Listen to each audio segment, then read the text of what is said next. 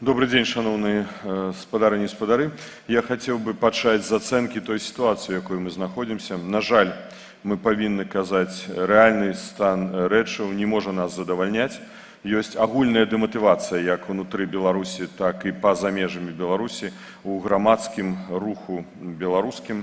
Так, ёсць аб'ектыўныя і суб'ектыўныя прычыны.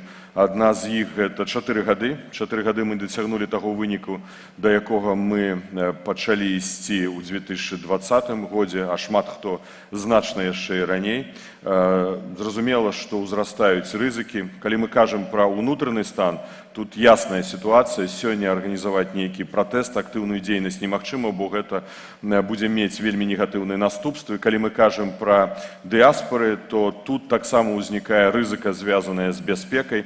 Калі мы пачынаем баяцца нават хадзіць на акцыі ў падтрымку палітзняволеных, мяне трохі засмуціла сітуацыя ў Варшаве, калі мы праводзілі разам з некалькімі ініцыятывамі акцыю ў падтрымкі беларускіх палітзняволеных, і на гэту акцыю прыйшло бадай жа 15-20 асобаў. Гэта таксама, калі мы пачынаем зараз кагосьці крытыкаваць, давайте пачынаць з самого сябе.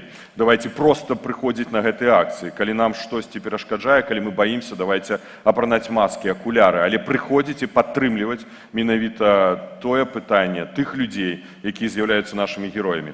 Зразумела, што ў выніку мы маем недахоп кадраў.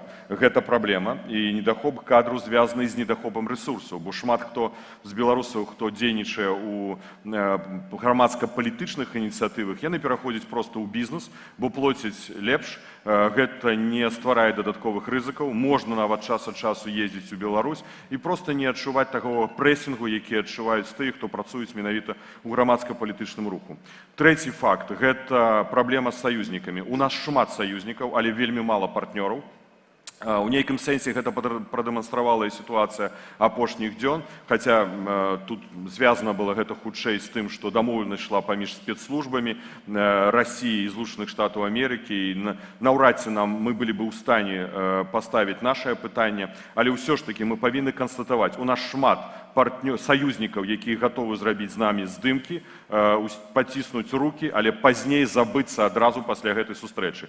Таму важна фарміраваць спіс партнёраў, і таму мы таксама прапаноўваем падчас гэтай канферэнцыі прыняць адпаведны дакумент, дэкларацыю аб стратэгічным знешнепалітычным партнёрстве ці дзейнасці на знешнепалітычнай арэне.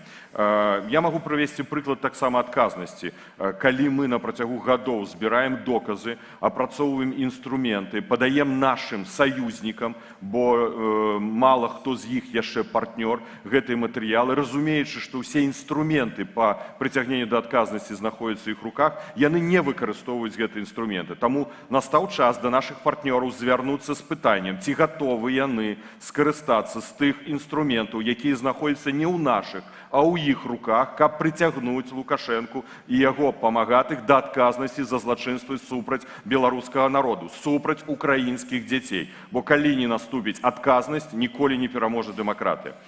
Што тычыцца выбараў 2025, без выбараў ці электаральная кампанія.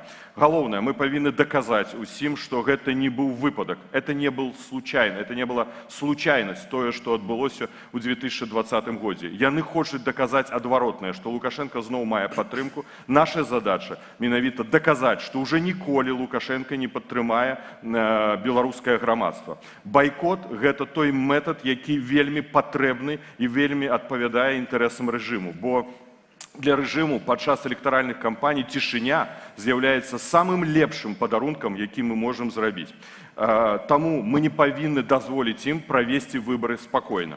Нам трэцяя задача перад намі – гэта выйсці за ядро. Мы павінны зразумець, што за апошнія гады, за 4 гады, нават за 5 у наступным годзе з'явіцца 300, 400, 500 тысяч маладых людзей, якія ніколі не бралі ўдзел у выбарах. І нам трэба дайсці да іх з павесткай, палітычнай павесткай таксама. Нам трэба раскалоць ядро, якое не гатова, можа, нас падтрымаць, але думае, ці падтрымаць Лукашэнку. Нам трэба звярнуць увагу, што галасаваць за злачынцу, галасаваць за Лукашэнку – гэта шлях у нікуды, гэта шлях да здрады нашай дзяржаўнасці і нашага грамадства. Таму мы выступаем за палітызацыю грамадства, але бяспечную палітызацыю грамадства. Мы выступаем за тое, каб галасаваць супраць усіх. галасаванне супраць усіх не прывядзе да адміністратыўнай ці крымінальнай адказнасці у адносінах тых, хто будзе падтрымліваць дадзены падыход.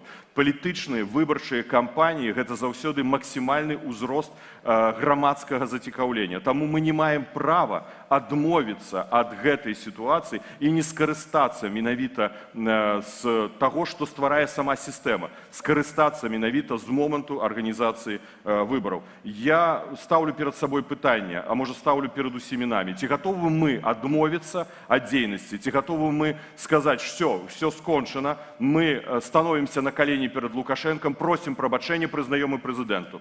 Я, Павел Латушка, ніколі гэта не зраблю. Я буду працягваць змагацца. Я заклікаю усіх тых, хто мае волю, характар, працягваць змагацца. Первое, мы должны четко понимать, что эта договоренность была между ЦРУ, ФСБ и СВР. Все. И разговор велся только между двумя спецслужбами. Байден лично убеждал Шольца, в том числе и Камила Харрис, убеждала его для того, чтобы он сделал то, что сделала Германия. Поэтому мы не были включены в этот процесс. И надо не забывать, что несколько буквально дней до этого было освобождено 19 белорусских политических заключенных. Мне так же болит, как и вам. Мне очень болит то, что в этом обмене нет белорусских политических заключенных. Но также болит и полякам, когда вчера я отвечал в эфирах всех ведущих польских телеканалов на вопрос, почему был выдан Пабло Гонсалес, Павел Рубцов, агент российской СВР, действовавший под прикрытием испанского журналиста на территории Польши, задержанный, арестованный, в отношении которого велось уголовное дело. Он был выдан польскими властями, и польские власти не смогли добиться освобождения Анджея Почобута. Такой же вопрос можем адресовать американскому правительству. Почему гражданин США и Беларуси Зинкович, который находится в тюрьме, не был выдан в рамках этого обмена? Потому что, еще раз говорю, речь шла, если уже так откровенно, обмен между сотрудниками спецслужб. В этот список были включены дополнительно еще ряд политических деятелей российских. Больше никто не включался, это были абсолютно секретные, закрытые переговоры. Мне болит, но это должно болеть всем тем, кто так часто ездит, в том числе в Германию, кто пребывает в этой Германии больше, чем Павел Латушка во всех заграничных командировках. И тот человек, который сейчас меня слышит, я думаю, понимает, о ком я говорю. Почему этот человек критикует сейчас нас, они спросят у себя. Если я езжу в Германию, забираю все награды, которые принадлежат не мне, почему я не вышел на этот контакт? Почему немцы не поставили вопрос белорусских политических заключенных? Я хотел тут запярэчыць Франуку и сказать, что я здзіўлены такой оценкой, что он готов падтрымаць падыход Андрея Ягорова, які просто нам усіх сказал, что трэба стварыць новую стратегию. При этом один пункт этой новой стратегии он назвал – признать Лукашенко. Я не готовы признать Лукашенко. Я не готовы погодиться с тем, что той человек, які здзейсніў злачынства, даваў загады забіваць мирных белорусов, які катуе ў беларускіх турмах белорусов, які знішчае нашу дзяржаўнасць, нашу незалежнасць. Я не готовы признать его президентом Беларуси и ніколі не пагаджуся. Калі Андрей Ягоров готовы гэта зрабіць, то ён нам сегодня гэта агучыў. Вось у нас и есть розница ў падыходах. Ягоров за признание Лукашенко. Я катэгарычна супраць признания Лукашенко. Методы у нас будут, зразумела, розныя. Дякую. Дякую.